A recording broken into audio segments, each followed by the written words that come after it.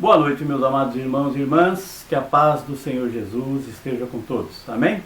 Vamos então dar início a mais um culto de oração, hoje 16 de dezembro de 2020. Convido você para juntos fazermos a leitura da Palavra de Deus e hoje eu convido você para abrir a sua Bíblia em Efésios, capítulo 6. Nós vamos ler do versículo 11 até o versículo 18. Efésios capítulo 6, do versículo 11 ao versículo 18. Abra sua Bíblia e vamos fazer a leitura da Palavra de Deus. Diz assim o Senhor: revesti-vos de toda a armadura de Deus, para que possais estar firmes contra as astutas ciladas do diabo. Porque não temos que lutar contra a carne e o sangue, mas sim contra os principados, contra as potestades, contra as hostes espirituais da maldade nos lugares celestiais.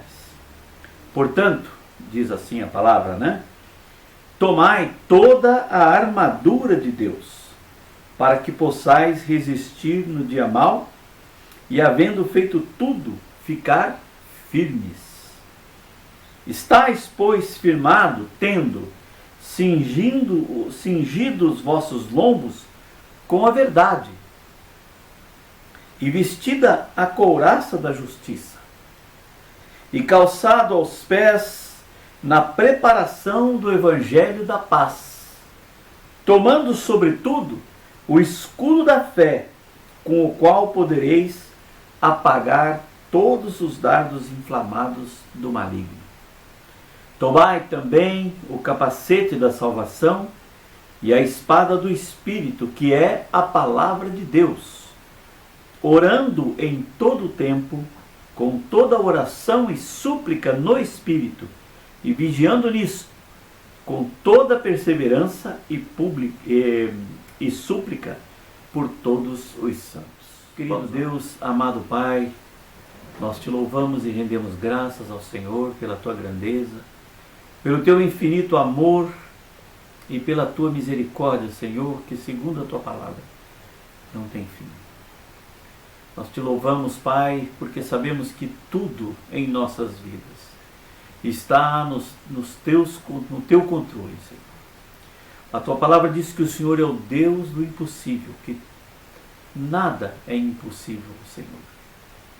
A tua palavra diz que nós temos que orar e orar com fé. E por isso, Deus, com fé, nós nos colocamos diante do Senhor e clamamos, ó Pai, por esse culto de oração. Nós entregamos a Ti, Senhor, o louvor que será ministrado agora. E em seguida, Pai, nós ouviremos a Tua palavra com o nosso querido pastor Roberto.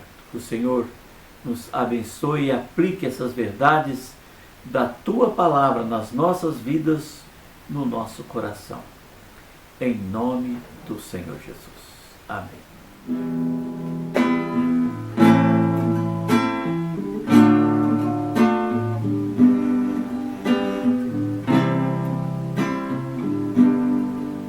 Em fervente oração, vem o teu coração na presença de Deus derramar.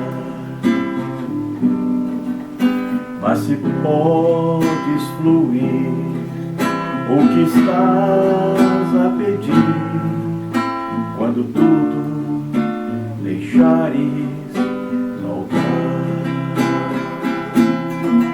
quando tudo perante o Senhor estiver e todo o teu ser Ele controlar,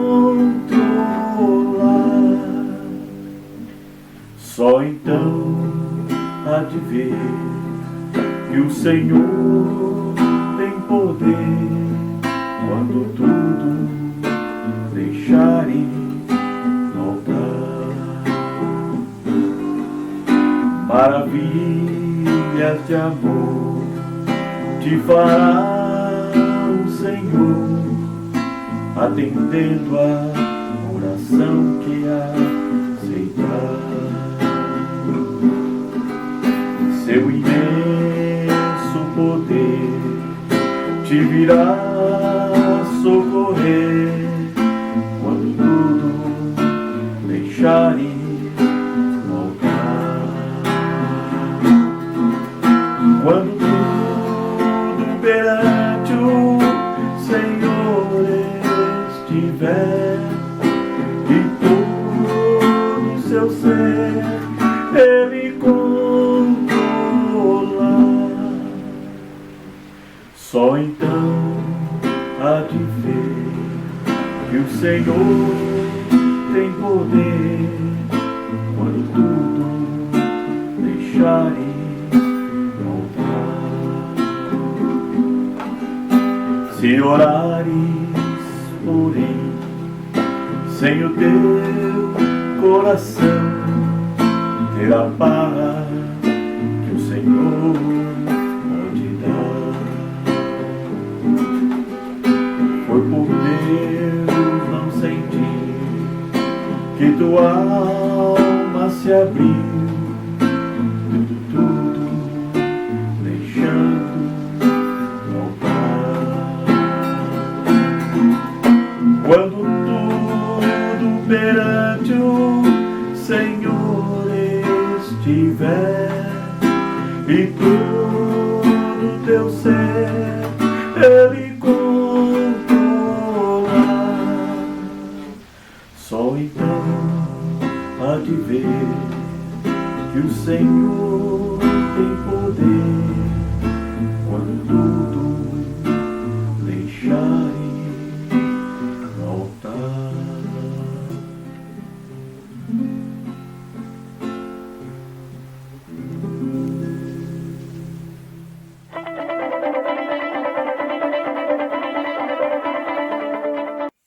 Boa noite, meus queridos irmãos e amigos. Nos reunimos mais uma vez para estudarmos a primeira carta de João. Nós estamos no capítulo 2 e hoje nós vamos estudar versículos de 12 a 17. Semana passada estudamos até o versículo 11 e hoje vamos dos versículos de 12 a 17. Então nós temos essa carta que é tão atual para os nossos dias, né? E tão importante de nós estarmos aprendendo e relembrando muitos conceitos, né, da vida cristã que são importantes para os dias que nós estamos vivendo. Nós vimos que a questão dos falsos mestres, né, gnósticos, eles estavam amontoados na sua pretensão e na sua soberba, e dessa forma eles acusavam os cristãos, né, de não terem ainda alcançado as alturas excelsas do conhecimento de Deus. Então apenas eles, gnósticos, apenas esses líderes, falsos profetas, tinham a possibilidade de alcançar tal conhecimento. Os cristãos comuns não tinham essa possibilidade e então os acusavam, né, realmente de estarem distantes desse conhecimento. Eles então se julgavam, né, espirituais, dotados de um conhecimento superior, de um conhecimento muito elevado, muito acima de qualquer outra pessoa. Agora, a certeza de João é que o conhecimento deles era um conhecimento falso. E nós temos visto isso desde o princípio, né? Tanto na parte introdutória como depois começando no capítulo 1, mostrando justamente que esses falsos mestres, eles falavam daquilo que eles não viviam. Tá? Então seus conhecimentos eram totalmente falsos. A vida deles era uma vida imoral e a sua teologia era uma teologia de heresias completas, né? Completamente fora daquilo que a palavra de Deus nos ensina. Então o propósito de João, ao escrever essa passagem, é justamente encorajar os crentes, assegurando a cada um deles, né, o que são e o que têm em Cristo Jesus. Quem vocês são? O que vocês têm em Cristo Jesus? É sobre isso que João está falando a esses irmãos do primeiro século e a cada um de nós também, porque continua esse mesmo pensamento, quem somos, o que temos em Jesus, e ao mesmo tempo em que ele mostra, né, também a eles como eles devem ser no seu relacionamento com o mundo, como eles devem agir diante do mundo, qual deve ser o seu relacionamento, a sua influência no mundo em que eles estão inseridos. Então é importante de nós observarmos isso na vida dos queridos irmãos do primeiro século, e isso também chega a nós nos dias de hoje, tá? Então, nos versículos de 12 a 14, nós vamos ler agora o texto que nós vamos abranger até o versículo 17, mas vamos ler de 12 a 14 para refletirmos sobre esses versículos. Então, 1 João, capítulo 2, versículos de 12 a 14. Então, acompanhem conosco. Escrevo a vocês, filhinhos, porque seus pecados foram perdoados pelo nome de Jesus. Escrevo a vocês, pais, porque conhecem aquele que existia desde o princípio. Escrevo a vocês, jovens, porque venceram a batalha contra o maligno. Versículo 14. Escrevi a vocês, filhinhos, porque conhecem o Pai. Escrevi a vocês, pais, porque conhecem aquele que existia desde o princípio. Escrevi a vocês, jovens, porque são fortes. A palavra de Deus permanece em seu coração e vocês venceram o maligno. Os estudiosos têm se debruçado sobre este assunto, nesses versículos de 12 a 14. Alguns pensam que João aqui, ele está falando de 3 faixas etárias na vida da igreja: crianças, jovens e velhos.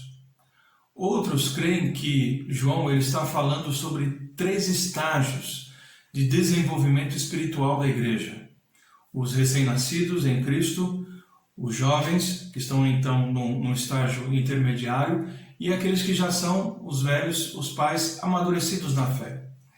Então, essas duas interpretações, elas encontram algumas dificuldades. Por quê? Porque todas as verdades aqui descritas se aplicam a todos os crentes de todas as idades e de todos os estágios da vida cristã. Então, parece-nos difícil de entender que seja essa questão da faixa etária ou então a questão do desenvolvimento espiritual na vida de cada uma dessas pessoas.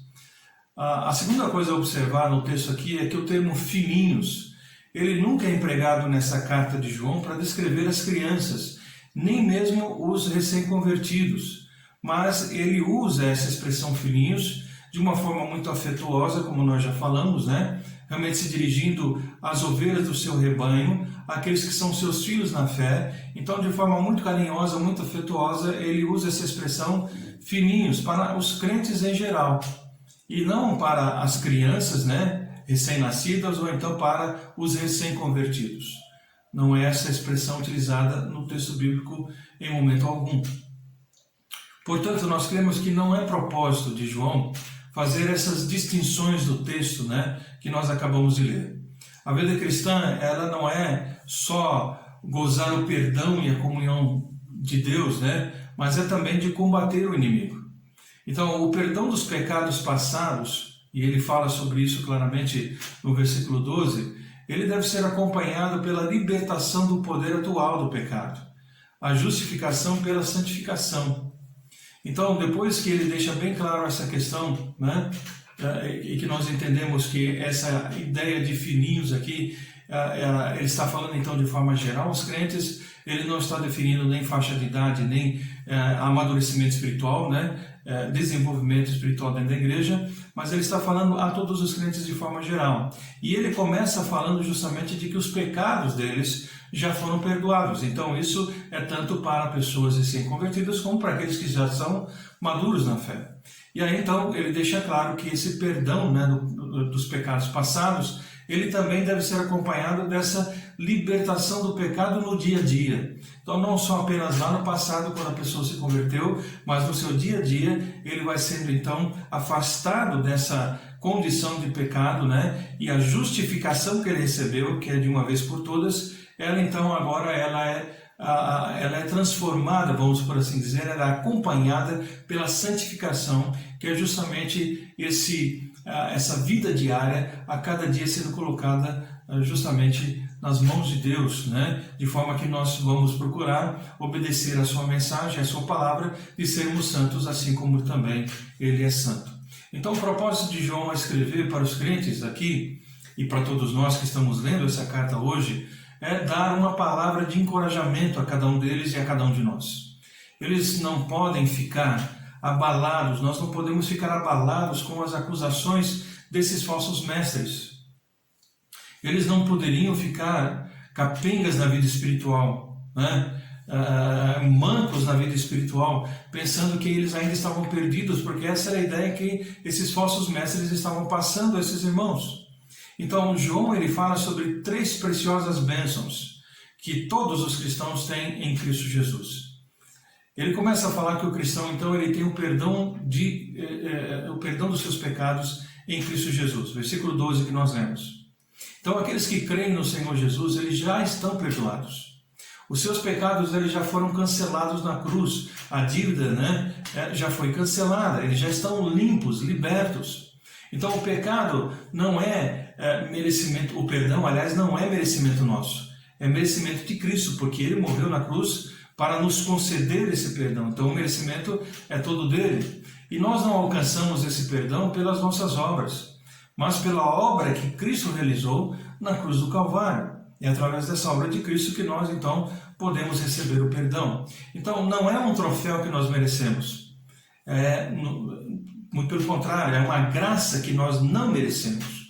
Então, João diz que nós temos perdão pelo nome de Jesus, versículo 12 que nós lemos. Então, isso é extremamente importante de nós sabermos, né, que não podemos ser mais acusados em hipótese alguma pelo nosso inimigo, por aqueles que estão ao nosso redor, porque fomos perdoados em Cristo Jesus. Segunda questão importante que nós temos nesses 3 versículos é que o cristão ele tem o verdadeiro conhecimento de Deus. Versículos 13 e 14.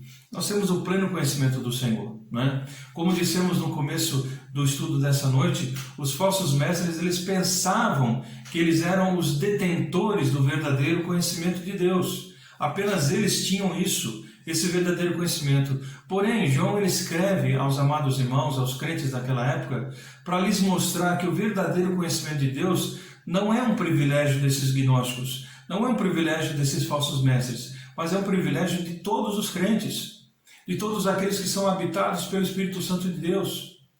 Até porque esse conhecimento não é apenas um conhecimento intelectual, mas é principalmente um conhecimento relacional. A vida cristã é justamente essa relação da pessoa com Jesus Cristo, de cada um de nós com o Senhor Jesus. Então é uma questão diária, é uma questão de sentimentos, é uma questão de obediência, é uma questão de envolvimento e não apenas de conhecimento intelectual. Outra coisa importante de nós observarmos é que o cristão tem a força vitoriosa contra o maligno. Os versículos 13 e 14 falam sobre isso. Já vencestes o maligno. Os jovens são tão fortes, não por causa da sua força física. Eles são fortes não por causa da sua audácia, por causa da sua intrepidez, dos seus impulsos. Eles são fortes porque a palavra de Deus habita neles, é o que diz o texto bíblico. Então é essa questão que ele está aqui mostrando para cada um de nós. Então eles têm vencido o maligno, não fiados na sua própria força, mas pelo poder da palavra de Deus que neles permanece. Então a vitória dos crentes sobre o maligno é um fato consumado. Agora, tal vitória foi concedida mediante Jesus Cristo e não mediante o conhecimento. Foi conquistada através de Jesus na cruz do Calvário e não pelo conhecimento intelectual que nós temos das coisas de Deus ou da palavra de Deus. Há muitos que conhecem intelectualmente a palavra, mas as suas vidas estão completamente distantes do nosso Deus e da obediência à sua palavra. Há 3 motivos pelos quais o texto bíblico que nós lemos diz que nós não devemos amar o mundo, né? Então é importante de nós também lembrarmos isso. Primeiro, é por causa da incompatibilidade entre o mundo, ou o amor do mundo, e o amor do Pai. Tá? Então nós podemos ver isso no versículo 15. Tá? E vamos ler aqui para podermos lembrar então. Ele diz: não amem este mundo, nem as coisas que ele oferece, pois quando amam o mundo, o amor do Pai não está em vocês. Então, nós vemos aqui a incompatibilidade entre o amor do mundo e o amor do Pai. O significado da palavra mundo aqui nesse texto diz respeito ao sistema desse mundo, que é um sistema inimigo de Deus. Nós podemos amar o mundo físico, o Senhor criou todas as coisas, né? A natureza, tudo que nós temos aí à nossa disposição.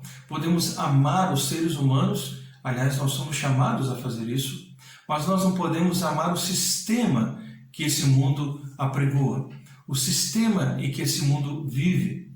Os seus valores são falsos. Os seus valores morais, seus valores éticos são completamente contrários aos ensinos da palavra de Deus. Então nós não podemos amar esse sistema de valores. A sua maneira de viver é falsa.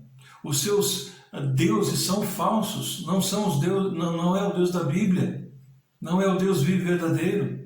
Então a Bíblia nos exorta com o fato de que o mundo ele jaz no maligno. Capítulo 5 de João mesmo, versículo 19, ele vai dizer sobre isso. Então, as Escrituras, elas nos ensinam a não amar o mundo. Não ameis o mundo, diz o texto bíblico. A não sermos amigos do mundo. Tiago, capítulo 4, versículo 4, ele fala a respeito disso. E nem a nos conformarmos com esse mundo. Romanos 12, 2. Não vos conformeis. Então, nós não podemos amar o mundo, nós não podemos ser amigos do mundo e nós não podemos nos conformar, ou seja, amoldar, tomar a forma desse mundo. É esse justamente o ensino da palavra de Deus para cada um de nós. Então temos que nos afastar de todo esse sistema mundano. Então, além do mais, Cristo mesmo ele disse o quê? Ninguém pode servir a dois senhores. Não temos como servir a Deus e servirmos ao mundo. Nós temos que fazer uma escolha. Ou servimos a um ou ao outro. E aí a escolha cabe a cada um de nós, juntamente com as consequências dessa escolha. Segundo fato importante, é por causa dos resultados opostos entre o amor do mundo e o amor do Pai. Tá? Os resultados eles são opostos. Então não podemos amar o sistema do mundo, né? Porque ele é incompatível, o amor do mundo com o amor do Pai. E também, em segundo lugar, nós vemos que é por causa dos resultados opostos que surgem, né? Entre o amor do mundo e o amor do Pai. O que ele diz no versículo 16? Acompanhe comigo. Porque o mundo oferece apenas o desejo intenso por prazer físico. Apenas o desejo intenso por prazer físico. O desejo intenso por tudo que vemos e o orgulho de nossas realizações e bens. Isso não provém do Pai, mas do mundo. Em outra tradução fala sobre a concupiscência da carne, né? Dos olhos e a soberba da vida. Então é isso que ele diz no versículo 16. Então os resultados são opostos, né, daquilo que nós vemos no mundo e aquilo que a palavra de Deus nos ensina. Então o sistema do mundo ele usa 3 armadilhas para derrubar a todos os crentes. A concupiscência da carne, a concupiscência dos olhos e a soberba da vida. Tá? Os 2 primeiros são pecados internos e ocultos, né, estão no nosso íntimo. E o último é um pecado externo e ele é revelado, ele é visível a todas as pessoas. Então ele começa, por exemplo, a falar sobre a concupiscência da carne, tá? Que nós acabamos de ler no texto bíblico. E aqui na minha tradução, como nós acabamos de ler, ele diz justamente, né, o desejo intenso por tudo o que nós... o intenso, né, desejo intenso por prazer físico, concupiscência da carne, ou o desejo intenso por prazer físico. Então são os impulsos e os desejos que gritam para ser satisfeitos. Esses desejos eles estão dentro do nosso coração. É viver sob o império dos sentidos, que inclui o quê? Inclui um monte de situações adversas e pecados que a palavra de Deus nos informa, né, que fazem parte da vida de todo aquele então que é regido e dirigido por esses impulsos. A fornicação, o adultério, o estupro, o incesto, que aliás está sendo tratado para ser algo normal, natural, para que as famílias possam realmente viver esse tipo de vida sexual dentro da própria família. Isso já está sendo tratado no Congresso, né? Sodomia e demais desejos não naturais, porque não são desejos naturais, né? A palavra de Deus apresenta isso claramente em Romanos capítulo 1, você pode ler. Então, quer a intemperança no comer também e no beber, porque ele também fala a respeito disso, né? Nós temos uma condição que é natural e normal, que é a questão do comer e do beber, mas quando se passa do limite e se extravasa isso, então passa a ser pecado, né? A questão da comida e da bebida.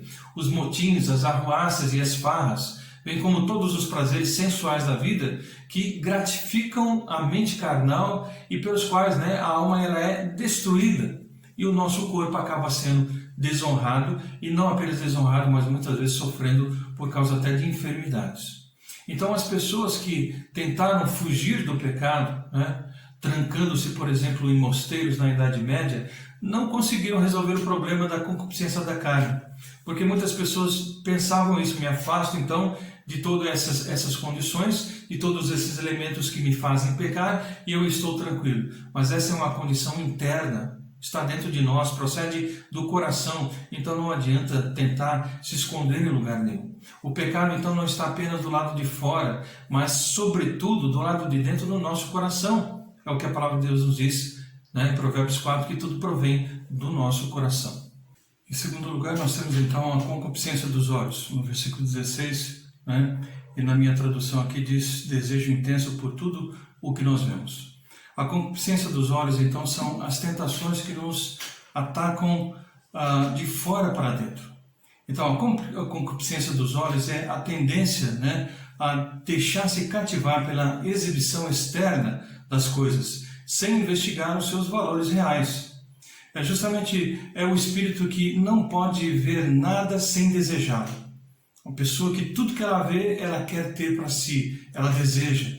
Então, os olhos são, a palavra de Deus diz, a lâmpada do corpo e as janelas da nossa alma, né? Então, por onde eles entram, é por onde entram os desejos, é através justamente dos nossos olhos. Se nós olharmos para a palavra de Deus, nós vamos ver isso em diversas vezes, né? Principalmente desde o princípio das coisas, quando Eva, então, olhou para o fruto e desejou e acabou pecando em função disso. E é assim que as coisas acontecem na vida de todo ser humano. Em terceiro lugar, ele fala sobre a questão então da soberba da vida, ainda no versículo 16, que na minha tradução ele diz justamente o seguinte, né? E o orgulho das nossas realizações e bens, tá? Que é a soberba da vida. Então aqui é gostar dos holofotes, é o desejo de brilhar ou de ofuscar os outros com a sua vida luxuriosa, né? Há muitas pessoas que sacrificam a própria integridade para ostentar poder, para ostentar posses, para ostentar honras, né? Receber honras, ser aclamado, ser afamado, tá? Então geralmente se vangloriam do que têm, quando na verdade nada possuem, mas se vangloriam daquelas coisas que têm e que na verdade são efêmeras, são passageiras e que não dão estabilidade e segurança a ninguém. Então é aquele que faz propaganda enganosa de si mesmo, esse que vive na soberba da vida, né? Faz uma propaganda enganosa de si mesmo, das suas obras e das suas posses.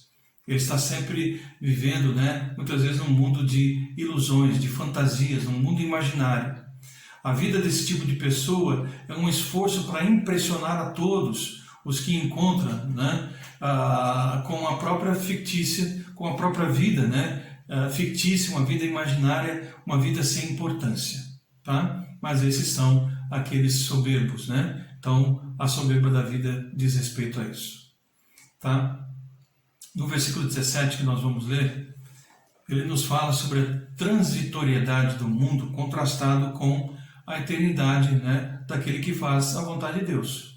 Então as pessoas estão envolvidas com as coisas desse mundo que são transitórias e passageiras, né? E a palavra de Deus fala sobre questões eternas, né? Questões tanto aqui como na eternidade, e que são permanentes, que são realmente duradouras e que vale a pena o nosso investimento. Ele diz no versículo 17 o seguinte: e esse mundo passa, e com ele tudo que as pessoas tanto desejam. Então, nós vimos lá, o que elas desejam? Desejo intenso pelo prazer físico, desejo intenso por tudo aquilo que ele vê, e também se orgulha das suas realizações e seus bens. Ele diz, tudo isso passa, tá? Deixa claramente, tudo passa. E com ele, as pessoas que tanto desejam. Então o mundo passa, as pessoas passam, os desejos passam. Mas quem faz o que agrada a Deus, vive para sempre. Quem faz o que agrada a Deus, vive para sempre. Então é uma questão aqui de escolha, de inteligência, de sabedoria. O apóstolo João contrasta então dois estilos de vida. Aqueles que vivem apenas para o aqui e o agora, né? E essa é a maioria das pessoas, vivem para aqui e o agora. Muitas vezes a expressão que nós ouvimos, né, a vida é um só, então eu tenho que aproveitar a vida, eu tenho que curtir a vida, porque só tem uma, e nisso fazem tudo o que pensam, tudo o que desejam, vivem uma vida imoral e libertina. E por outro lado, aqueles que vivem, né, com a perspectiva da eternidade, que estão olhando não apenas para o agora, estão olhando para o futuro, estão planejando o seu futuro. Então o mundo não é permanente, diz a palavra. Um dia esse sistema vai passar, o mundo vai passar, as pessoas vão passar, os seus prazeres e os seus encantos também vão passar. Um cristão maduro considera-se estrangeiro e peregrino nessa terra. Hebreus 11, quando fala sobre os heróis da fé, fala a respeito disso no versículo 13. Uma pessoa mundana vive para os prazeres da carne. Vive para aqui e agora, os prazeres da carne, aquilo que lhe dá satisfação. Mas um cristão vive para as alegrias do Espírito. Um cristão, ele vive para agradar a Deus, para fazer a vontade de Deus, e não para se satisfazer aqui com as coisas desse mundo. Então o homem do mundo está condenado ao desengano e à desilusão. Está condenado. Está sendo enganado, está sendo iludido, está sendo levado para caminhos de morte, como diz o livro de Provérbios. Caminhos que parecem ser bons aos seus olhos, atraentes, né? Que trazem prazer, trazem satisfação, mas diz que são caminhos de morte. Falando então sobre a permanência eterna daqueles que fazem a vontade de Deus, nós temos no versículo 17, nós temos que entender que fazer a vontade de Deus não é alguma coisa que nós devemos consultar esporadicamente como se fosse uma enciclopédia, né? A vontade de Deus não é assim, mas é algo que deve controlar a nossa vida, é algo que deve fazer parte da nossa vida, e não apenas quando nós vamos ler a palavra como enciclopédia, como alguma coisa que nós queremos para o nosso próprio benefício, mas ela deve fazer parte, ela deve controlar toda a nossa vida em todos os momentos. Então o Senhor Jesus, ele é enfático na sua pergunta, né? Quando ele deixa bem claro o seguinte: o que adianta o homem ganhar o mundo inteiro e perder a sua alma? Então as pessoas que estão voltadas para os prazeres temporários desse mundo, né? Pelos desejos então físicos, desejos então intensos de ter aquilo que eles querem, aquilo que eles desejam, a soberba da vida, de estarem refletindo só sobre as coisas materiais, né? As coisas temporárias. Então ele diz: nada disso vale a pena. É importante estarmos voltados para as coisas eternas. E entendemos de que nós não temos nada nesse mundo e que nós não vamos levar nada desse mundo, né? Nós viemos sem nada e vamos também voltar sem nada, vamos sair desse mundo sem nada. E não adianta nada o homem ganhar o mundo inteiro se ele perder a sua alma. Então o que ele diz é que você pode ter sim coisas nesse mundo, você pode sim conquistar coisas materiais nesse mundo, né? Coisas que vão trazer alegria para você, mas que o mais importante é a sua alma, né? Ela está realmente escondida nas mãos de Deus, está preservada então na mão do Senhor. Que Deus possa nos abençoar então, queridos, que nós possamos parar para pensar nisso. Se você está envolvido só com as coisas desse mundo, está então realmente apenas se deixando levar, né, por esse mundo, se amoldar, tomar a forma desse mundo, está amando esse mundo, né? Se você está então com esses desejos de realmente permanecer apenas com a sua atenção voltada para as coisas desse mundo, pare para pensar um pouco, né, de que o Senhor espera de você algo muito maior. O Senhor quer que os seus pensamentos também se voltem para Ele e para a sua palavra, e que você possa realmente colocá-lo como prioridade na sua vida, entendendo que todas as demais coisas Ele vai acrescentar na sua vida no tempo certo. Amém? Vamos orar? Pai, nós te agradecemos pela Tua palavra, mais uma vez nessa oportunidade, que ela possa, Deus, nos fazer refletir, que o Espírito do Senhor possa nos fazer pensar claramente sobre as nossas vidas, como nós estamos conduzindo as nossas vidas na Tua presença e não nos deixando levar por falsos ensinamentos, mas que possamos, ó Deus, permanecer firmes no Senhor, sabendo que nossos pecados já foram perdoados em Cristo e que nós já vencemos o maligno por causa do poder da cruz de Jesus. Orienta-nos, portanto, e aqueles que ainda não têm essa certeza, não têm a salvação das suas almas, têm se voltado apenas, ó Deus, para as coisas desse mundo, possam parar e refletir durante um pouco, de que não são apenas, ó Deus, carne, não são apenas um corpo, mas são justamente uma alma que precisa desse relacionamento com Deus e que possam ter um tempo, ó Deus, para pensar e refletir sobre essas coisas e possam ser convencidos pelo Teu Espírito de que as coisas eternas são muito melhores, ó Deus, do que as coisas transitórias desse mundo. São bênçãos que pedimos agradecidos, em nome de Jesus. Amém. Que Deus possa nos abençoar a todos, que tenhamos uma boa noite e um bom restante de semana na graça e na paz do Senhor. Amém, meus irmãos. Que Deus seja louvado pela ministração da palavra que nós recebemos nessa noite. Amém? Amados, vamos então nos colocarmos diante do Senhor, você e eu aqui, você aonde você está agora, e vamos clamar a Deus. E nós temos muito que clamar ao Senhor. E volto a ler Efésios 6, agora o versículo 18 apenas, que diz: orando em todo o tempo, com toda oração e súplica no Espírito, e vigiando nisto, com toda perseverança e súplica por todos os santos. E eu quero agora clamar ao Senhor junto com você e colocar diante do Senhor as nossas orações, os nossos pedidos, e confiar que o Senhor está atento às nossas orações, como diz a palavra dele, em nome de Jesus. Querido Deus, Pai querido, nós temos colocado diante do Senhor já há vários dias, vários irmãos e irmãs que estão passando por essa situação tão difícil, tão complicada, Deus, com esse coronavírus, com essa pandemia que assola o nosso planeta, Deus.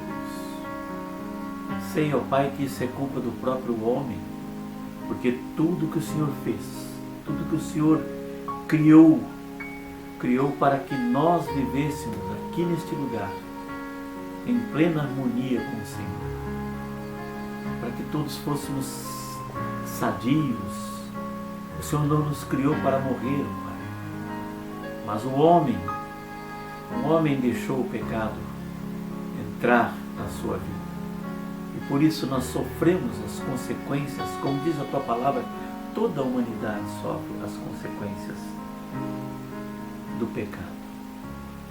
Mas, Pai, nós clamamos porque sabemos que o Senhor é um Deus misericordioso. O Senhor é um Deus que salva, um Deus que cura. E nós queremos agora, neste momento, Deus, colocar diante do Senhor a todos os nossos irmãos e irmãs, todas as pessoas pelas quais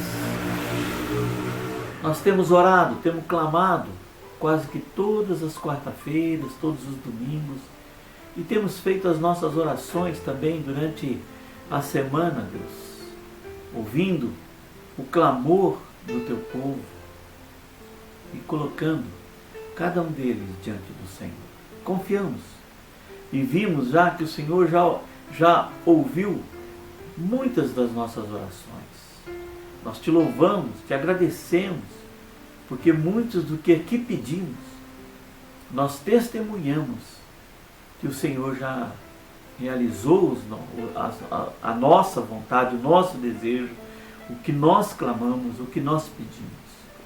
Mas acima de tudo, Deus, nós cremos, assim como o Senhor Jesus orou, que seja feita a Sua vontade e não a nossa. Mas é a nossa vontade que o Senhor atenda os nossos pedidos. Mas eu sei, Deus, que tudo há um propósito do Senhor na vida de todos. Mas nós confiamos, Pai, que o Senhor está atento às nossas orações. Porque eu sei, Deus, que é da Sua vontade que nós possamos dar o testemunho daquilo que nós pedimos e de que o Senhor nos concede. Deus, eu quero orar nessa noite de uma forma especial pelo Peter, que está, Senhor, ainda no hospital, enfrentando, lutando contra o Covid-19. Eu clamo a Ti, Senhor, pelas Tuas misericórdias na vida do Peter, Senhor, que entregou a sua vida ao Senhor. E que ele, Deus, seja curado para que através dessa cura ele possa testemunhar do que o Senhor fez na vida dele. Não só a cura física, mas principalmente a cura do caráter, da personalidade, a cura da alma dele, Senhor. Hoje ele é um homem que tem a certeza da salvação da sua vida. E nós colocamos isso e pedimos, clamamos para que ele possa ter a oportunidade, Senhor, de testemunhar do que o Senhor fez e do que o Senhor está fazendo e vai fazer na vida dele, na casa dele, na família dele. Eu coloco ele diante do Senhor, junto com a tua igreja, Senhor. Junto com a igreja que clama, nós clamamos por ele. Assim como clamamos por tantas pessoas, como temos clamado, nós clamamos por ele, Deus, em nome de Jesus. E pedimos em nome do Senhor Jesus. Amém, meus irmãos? Que Deus abençoe a todos. Vamos continuar orando, vamos continuar firmes, confiantes de que o Senhor está fazendo a sua obra, que o Senhor está cumprindo com seus propósitos na vida do Peter, na vida das pessoas pelas quais nós temos orado aqui em nossos cultos. Que Deus abençoe a todos. Tenha um bom restante de semana. Eu peço no santo e no precioso nome do Senhor Jesus.